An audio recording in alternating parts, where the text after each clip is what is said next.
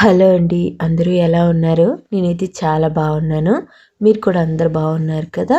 బాగున్నారని అనుకుంటున్నాను. బాగుండాలని మనస్ఫూర్తిగా కోరుకుంటాను. Welcome to my channel kBT life style vlogs. నేను మీ భారతిని. ఈరోజు వీడియోలో అమ్మ వాళ్ళ ఇంటికాడ రోజంతా నా డే ఎలా గడిచిందో చూపిస్తున్నాను. ఇంకా అమ్మ వాళ్ళకి మినప్పప్పు జంతికలు అయితే చేస్తున్నాను. ఎలా చేశానో ఈ వీడియోలో చూపిస్తున్నాను. వీడియో అయితే చాలా బాగుంటుంది. స్కిప్ చేయకుండా లాస్ట్ వరకు చూడండి. వీడియో నచ్చితే మాత్రం ఒక లైక్ చేసి ఇంకా సబ్స్క్రైబ్ చేసుకోకపోతే సబ్స్క్రైబ్ చేసుకొని సపోర్ట్ చేయండి. ఇంకా నేనైతే తెల్లవారి 6 గంటలకైతే లేసాను. లేచిన వెంటనే బ్రష్ చేసేసి తలకు స్నానం చేశాను. ఈ వీడియో శనివారం రోజు తీసిందండి, అందుకని తలకు స్నానం అయితే చేశాను. అమ్మ వాళ్ళ ఇంటికాడ తెల్లవారులో స్నానం చేసేస్తారు. అది శనివారము గురువారం ఇలాంటి రోజుల్లో అయితే ఖచ్చితంగా స్నానం చేసిన తర్వాతే వంట మిగతా పనులు అయితే స్టార్ట్ చేస్తాము. ఇంక నేను తెల్లవారులు వేసి స్నానం చేసేసిన తర్వాత టీ పెట్టి అయితే తాగాను. మామూలుగా అయితే మా ఇంటికాడ ఉన్నప్పుడు నాకు టీ అలవాటు ఉండదండి. కానీ మా అమ్మ వాళ్ళ ఇంటికి వచ్చిన తర్వాత మా అమ్మ ఖచ్చితంగా ఏ పని చేయాలన్నా సరే టీ తాగిన తర్వాత ఆ పని చేస్తుంది. అంటే ఎక్కువగా టీ అలవాటు ఉందన్నమాట. టీ తాగకపోతే అసలు ఏ పని చేయలేదు. అందుకని తెల్లవారు లేగానే టీ పెట్టేస్తుంది. నాకు ఇంకా అలవాటు లేకపోయినా సరే టీ దుక్కు చూస్తే తాగాలి అనిపిస్తుంది. అందుకనేసి ఇంకా నేనైతే ఎక్కువ టీ తాగాను, కానీ కొద్దిగా టీ వేసుకొని అయితే తాగాను. ఇంకా అమ్మ వాళ్ళు ఈరోజు శనివారము ఒంటిపోటు ఉంటారు. ఖచ్చితంగా శనివారం అయితే టిఫిన్ చేస్తారు. అందుకని రాత్రే పప్పు అయితే నానబెట్టేసింది. ఇది తొక్కపప్పు అండి. పప్పు అంతా నీట్గా కడిగేసి ఇస్తే నేనైతే గ్రైండర్లో వేసేసి నీట్గా రుబ్బేశాను. దాని తర్వాత ఉప్పు వేసుకొని అయితే కలుపుకుంటున్నాను. దోశలు వేయడానికి అయితే కలుపుకుంటున్నానండి. అమ్మ నాన్న ఖచ్చితంగా శనివారం అయితే ఒంటిపోటు ఉంటారు. తెల్లవారు ఏం తినకుండా టిఫిన్ ఉంటే టిఫిన్ తింటారు, లేకపోతే ఏం తినకుండా ఉండిపోతారు. రాత్రి మళ్ళీ టిఫిన్ తింటారు. మధ్యాహ్నం ఒక్క పూట మాత్రం అన్నం తింటారు అనమాట. అంటే బయటకు వెళ్తారు కదా ఏదైనా పనికి, ఖచ్చితంగా ఏదో ఒకటి కొద్దిగానే తినేసి అయితే వెళ్తారు. కాకపోతే అన్నం తింటారు అనమాట ఒంటిపోటు ఉన్నప్పుడు. అదనమాట. ఇంక నేనైతే గ్రైండర్లో పప్పు వేసేలోపు అమ్మ అయితే వేరుశెనగ గింజలు వలిచేసింది. కాయలు ఉన్నాయి కానీ గింజలు లేవు, వేరుశెనగ గింజలు. అందుకని బయట కూర్చొని ఇంకా వేరుశెనగ గింజలు అయితే వలుస్తుంటే మా పక్కింటి అమ్మమ్మ కూడా కూర్చొని అయితే కొద్ది గింజలు వలిసింది. ఇంకా అమ్మ గింజలు వలిచేసిన తర్వాత నేనైతే చట్నీ చేస్తున్నానండి. ఈ చట్నీ మా అమ్మ చేసే పద్ధతిలో అయితే చేస్తున్నాను. ఫస్ట్ కళాయి పొయ్యి మీద పెట్టుకొని కళాయిలో కొద్దిగా ఆయిల్ వేసి ఒక 10 దాకా పచ్చిమిరపకాయలు వేసుకొని కొద్దిగా వేగించుకున్నాను. దాని తర్వాత పల్లీలు వేసుకొని పల్లీలు కూడా కొద్దిగా వేగిన తర్వాత కొద్దిగా నువ్వులు వేసుకొని అయితే వేగించుకుంటున్నాను. నువ్వులు వేసుకోవడం వల్ల చట్నీ చాలా టేస్టీగా ఉంటుందండి. అయితే నువ్వులు వేసిన తర్వాత అస్సలు మాడకూడదు. కొద్దిగా చింతపండు వేసుకొని అన్నీ నీట్గా అయితే వేగించేసుకున్నాను. మనకి ఇష్టమైతే ఈ చట్నీలో టమాటా కూడా ఒక 2 కట్ చేసుకొని వేసుకోవచ్చు. టమాటా వేసుకున్నా సరే చట్నీ చాలా బాగుంటుంది. నేనైతే టమాటా ఏం వేసుకోలేదండి, మామూలుగానే చట్నీ చేస్తున్నాను. ఇంకా వేగించినవన్నీ ఒక అరగంట సేపు పక్కన పెట్టుకున్న తర్వాత అవి పూర్తిగా చల్లారిన తర్వాత మిక్సీ జార్లోకి వేసుకొని ఒక 5-6 దాకా వెల్లుల్లి రెబ్బలు, ఒక 2 ఉల్లిపాయలు సన్నగా కట్ చేసి వేసుకున్నాను. కొద్దిగా సాల్ట్ వేసుకొని కొద్దిగా నీరు వేసేసి మెత్తని పేస్ట్ లాగా అయితే మిక్సీ ఆడించేసాను. అంతేని చట్నీ అయితే రెడీ అయిపోయింది. నేనైతే చట్నీకి ఇంక మళ్ళీ తాలింపు అయితే ఏం పెట్టడం లేదండి. మీకు ఇష్టమైతే ఖచ్చితంగా తాలింపు పెట్టుకోండి. తాలింపు పెట్టినా సరే చట్నీ చాలా బాగుంటుంది. నేనైతే ఏం తాలింపు పెట్టలేదు. ఇంక చట్నీ చేయడం అయిపోయిన తర్వాత మళ్ళీ దోశ అయితే వేస్తున్నానండి. దోశ అనడం కాడికి దీనికి అట్టు అనడం మంచిది. అంటే అమ్మ వాళ్ళు ఎక్కువగా దోశల కాడికి అట్లు తినడానికి అయితే ఇష్టపడతారు. నాకైతే అట్టు తినడానికి అంత ఇష్టం ఉండదండి. దోశలు ఎక్కువ ఇష్టంగా తింటాను. కానీ అమ్మ నాన్న మాత్రం అట్లు తింటారు. అది కూడా అప్పటికప్పుడు ఆడించేసి అట్టు వేస్తేనే తింటారు. అంటే రాత్రి ఆడించేసి పిండి పులవనిచ్చిన తర్వాత దోశలు కానీ అట్లు కానీ వేస్తే తినడానికి ఇష్టపడరు. పిండి పులిస్తే అస్సలు తినడానికి ఇష్టపడరండి. అందుకని నేను తెల్లవారులేసి గ్రైండర్ వేసి దాని తర్వాత అయితే దోశ వేస్తున్నాను. దోశ కాదులండి, అట్టు వేస్తున్నాను. అట్టు అంటే మినపప్పు ఎక్కువ వేసుకొని బియ్యం తక్కువ వేసుకుంటాము, లేదంటే బియ్యం పిండి వేసుకుంటాము. కానీ దోశ అయితే మినపప్పు తక్కువ వేసుకొని బియ్యం ఎక్కువ వేసుకుంటాము. అంటే 1 గ్లాస్ మినపప్పుకి 2 గ్లాసులు బియ్యం వేసుకుంటాం కదా. అదే అట్టుకైతే 1 గ్లాస్ మినపప్పుకి కొద్దిగా తక్కువగానే బియ్యం వేసుకొని అయితే వేసుకుంటాము. అట్లప్పుడు బాగుంటాయి. ఇంకా నేను దోశలు వేసేలోపు అది అట్లు వేసేలోపు అమ్మ అయితే దీపం పెట్టేసిందండి. చూడండి దీపం పెట్టిన దగ్గర ఎంత నీట్గా పువ్వులన్నీ ఎలా సర్దుందో చూడ్డానికి అయితే చాలా బాగుంది కదా. అమ్మ ఎప్పుడు కూడా నిండా పువ్వులు పెట్టేసి దీపం పెడుతుంది, చాలాసేపు దీపం పెడుతుంది. దీపం పెట్టడం మాత్రం కొద్దిగా లేటేనండి. మా అమ్మ అన్నీ నీట్గా సర్ది పువ్వులు నీట్గా పెట్టి దాని తర్వాత దీపం పెడుతుంది కాబట్టి కొద్దిగా టైం అవుతుంది. దీపం పెట్టేసిన తర్వాత అమ్మకైతే ఒక 3 దోశలు వేసేసి ఇచ్చేసాను. అదే అట్లు వేసేసి అయితే ఇచ్చాను. నాన్న ఆల్రెడీ దోశలు అయితే తినేసారండి. నాన్న తిన్నప్పుడైతే వీడియో తీయలేదు. ఇంకా అమ్మ తిన్నప్పుడు చిన్న వీడియో క్లిప్ అయితే తీశాను. ఇంకా అమ్మ నాన్న ఇద్దరు కూడా టిఫిన్ తినేసి ఇంకా బయటికి పనికి అయితే వెళ్ళిపోతున్నారు. అమ్మ అయితే జీడిపప్పు ఫ్యాక్టరీకి వెళ్తుంది, నానేమో గొడాంకండి, అది బియ్యం మూటలు మోస్తారు కదా, ఆ గొడాంకి అయితే వెళ్తున్నారు.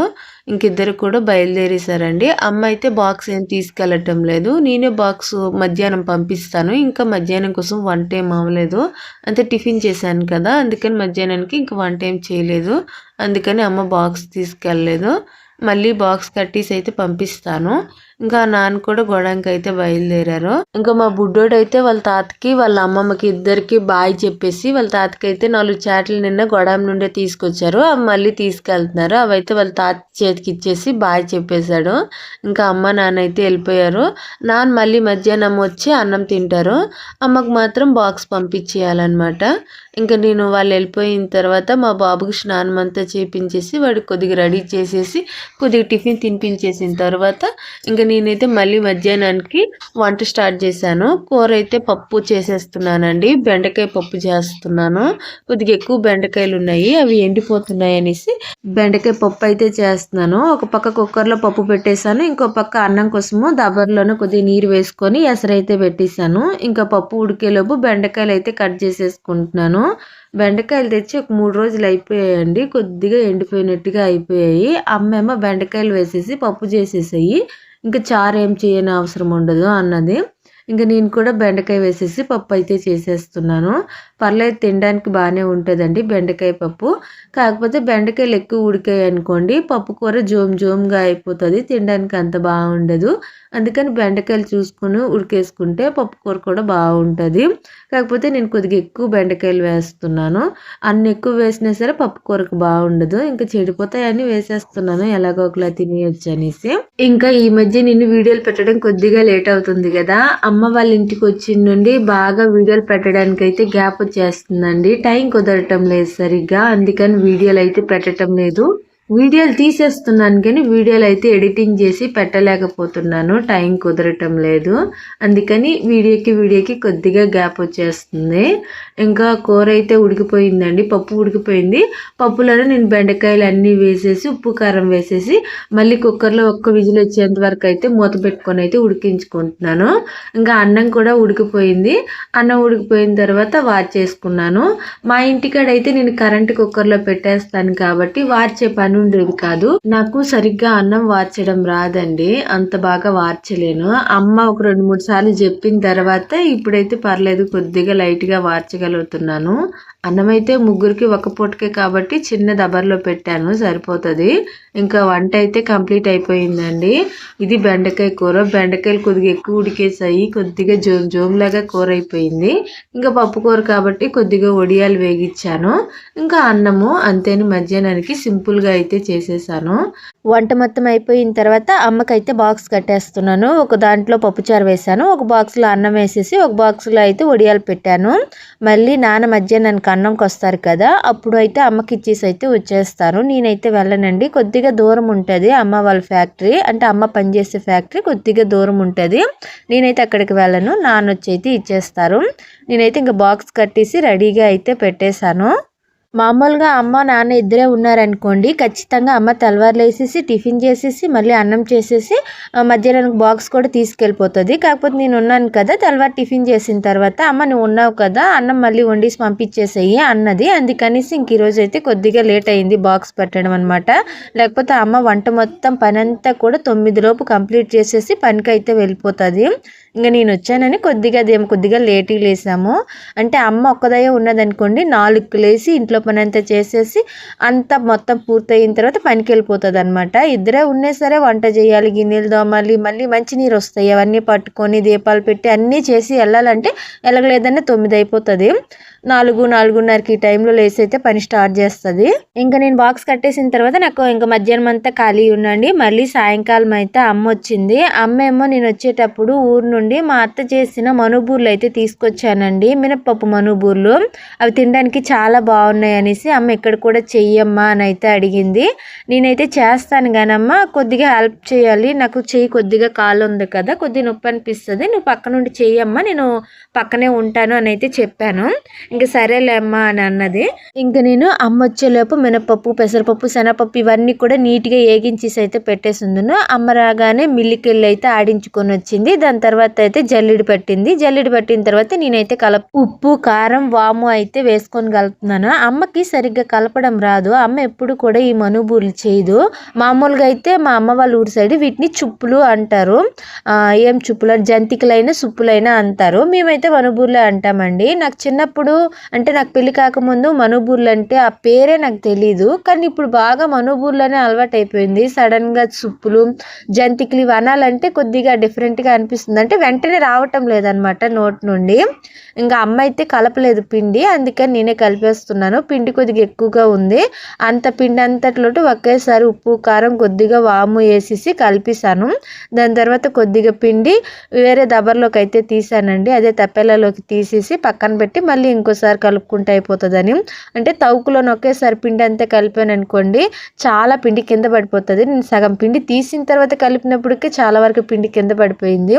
ఎందుకంత కష్టంగా పిసుకాలనేసి నేను కొద్దిగా పిండి అయితే పక్కకు తీసాను. అమ్మే తీసామన్నది, నేను కలిపేస్తాను అన్నాను కానీ అమ్మ వద్దమ్మ కలపలేవు అన్నది. నాకు కూడా కొద్దిగా కలిపిన తర్వాత అర్థమైంది, అందుకని పక్కకు అయితే తీసేసాను. ఎక్కువ పిండి కింద అయితే పడిపోతుంది. ఇంకా అమ్మ అయితే నేను అడిగినవన్నీ కూడా నా దగ్గరికి తెచ్చిస్తుంది. నేను అన్నీ వేసేసి అయితే కలుపుతున్నాను. నేను ఇప్పటి వరకు అయితే ఎప్పుడు కలపలేదండి. ఎప్పుడు కూడా మా అత్తే కలిపిది. నేను అత్త వాళ్ళ ఇంటికాడ ఉన్నప్పుడు మా అత్త చాలా బాగా కలుపుతుంది. ఇది మా అత్త చేసిన ఇదే జంతికలు, మనుబూర్లు చాలా బాగుంటాయండి. అన్నిట్లోకి నాకు మా అత్త చేసినవి జంతికలు అంటే చాలా ఇష్టము, చాలా బాగా చేస్తుంది. ఇంక ఇప్పుడైతే నేను కలుపుతున్నాను. ఈ మనుబూర్లు మొత్తం కలిపేసి చేసిన తర్వాత తినడానికి అయితే చాలా అంటే చాలా బాగున్నాయండి. నేను ఎలా వస్తాయో అనుకున్నాను కానీ చాలా బాగా వచ్చాయి. అంటే అన్నీ కూడా కరెక్ట్గా పడ్డాయి అనమాట. ఉప్పు, కారం, మినపప్పు, పెసరపప్పు, శనగపప్పు ఇవన్నీ కూడా కరెక్ట్గా పడ్డాయి. అందుకని టేస్ట్ చాలా బాగా వచ్చాయి. అయితే ఈ మనుబూర్లని ప్రాంతం బట్టి ఒక్కొక్కరు ఒక్కొక్కలా అయితే పిలుస్తారు. కొంతమంది మనుబూర్లు అంటారు, కొంతమంది కారాలు అంటారు, కొంతమంది చుప్పులు అంటారు, కొంతమంది చేగోడలు అంటారు. అంటే ప్రాంతాన్ని బట్టి ఒక్కొక్కరు ఒక్కొక్కలా అంటారు. చాలా పేర్లే ఉన్నాయండి. నాకైతే కామెంట్లు చాలా వచ్చాయి. అంటే ఇంతకుముందు మా అత్త వాళ్ళ ఊర్లో ఉన్నప్పుడు చేశాను కదా ఈ మనుబూర్లని, అప్పుడు నేను అన్నాను మా ఊరు సైడ్ మనుబూర్లు అంటారు, మా అమ్మ వాళ్ళ ఊరు సైడ్ చుప్పులు అంటారని అయితే అన్నాను. అప్పుడు చాలామంది కామెంట్లో పెట్టారు, మేము ఈ పేరు అంటామక్క, మేము ఈ పేరు అంటామక్క అనేసి చాలామంది పెట్టారు. అప్పుడు నాకు తెలిసింది అంటే ఇన్ని పేర్లు ఉంటాయా ఈ ఒక్కదానికి, ఇన్ని రకాలుగా పిలుచుకుంటారా ప్రాంతాన్ని బట్టి అని అయితే నేను అనుకున్నాను. నాకు అప్పుడు అర్థమైందండి. ఇంకా కొంతమంది కామెంట్లో అక్క మీ చెయ్యి తగ్గిందా, చెయ్యి జాగ్రత్త వంట చేసేటప్పుడు అని అయితే చాలా మంది జాగ్రత్తలు చెప్తున్నారు. నేనైతే చాలా జాగ్రత్తగా ఉన్నానండి. ఈ గాయానికి అయితే బాగానే మందు రాసుకొని కొద్దిగా జాగ్రత్తగా ఉంచుకుంటున్నాను. తడి ఎక్కువగా తగలకుండా అయితే మ్యాక్సిమం కేర్ తీసుకుంటున్నాను. కాకపోతే కాలింది కదా, తగ్గడం కొద్దిగా లేట్ అవుతుందండి. అంత తొందరగా అయితే తగ్గదు. నాకైతే ఇప్పటికి సగం వరకు కూడా తగ్గలేదు. రోజుకి 3-4 సార్లు అయితే ఆయింట్మెంట్ రాసేస్తున్నాను, మెడిసిన్ కూడా వేసుకుంటున్నాను. కానీ ఎంతైనా కాలింది కదా, అంటే పై చర్మం ఉడికిపోయింది, అది మళ్ళీ కొత్త చర్మం తయారవ్వాలంటే కొద్దిగా టైం పడుతుంది అదనమాట. ఇంకా నేనైతే మనుబూర్లు చాలా బాగా చేశానండి. మా అమ్మ కూడా నాకు చాలా బాగా సపోర్ట్ చేసింది. నాకు ఇక్కడ పొయ్యి దగ్గర మా అమ్మకి నాకు కలిపి వీడియో తీయడానికి అస్సలు వీలు కాలేదు. అంటే ఎక్కువగా ప్లేస్ లేదు, చాలా ఇరుగ్గా ఉంది. పొయ్యి అయితే చాలా ఇరుగ్గా ఉందండి. మా ఇంటికాడ అంటే చాలా ఎక్కువ ప్లేస్ ఉంటుంది కదా, నేను రకరకాల యాంగిల్లో తీసుకోవడానికి వీడియో అయ్యేది, ఇంకా ఫ్రీగా ఉండేది. కానీ మా అమ్మ వాళ్ళ ఇంటికాడ అలా కావటం లేదు. ఇంకా నాకు వీడియో తీసిన వాళ్ళు కూడా ఎవరు లేరండి. మా అక్కలు అయితే వచ్చారు. ఇంకా మా అక్క చేత అయితే నేను వీడియో తీపిచ్చాను, అప్పుడే వచ్చింది. మా అక్క పిల్లలు కూడా తీసుకొచ్చింది అనమాట. అదనమాట. మనుబూర్లు అయితే కొద్దిగా తొందరగానే అయిపోయాయి. ఒక్క పొయ్యి మీద చేస్తే లేట్ అవుతుందని మా అమ్మకి నేను రెండో పొయ్యి కూడా వేయించాను. మా అమ్మ అయితే ఒక్క పొయ్యి మీదే చేసేది. మా అమ్మ రెండో పొయ్యి నేను ఇప్పుడు ఎక్కడ వేసాను అని అయితే అడిగింది. అమ్మ వేసి అమ్మ ఒక్క పొయ్యి మీద చేసామనుకో రాత్రి 10, 11 అయిపోయినా 12 అయిపోయినా ఆశ్చర్యపడలేదు.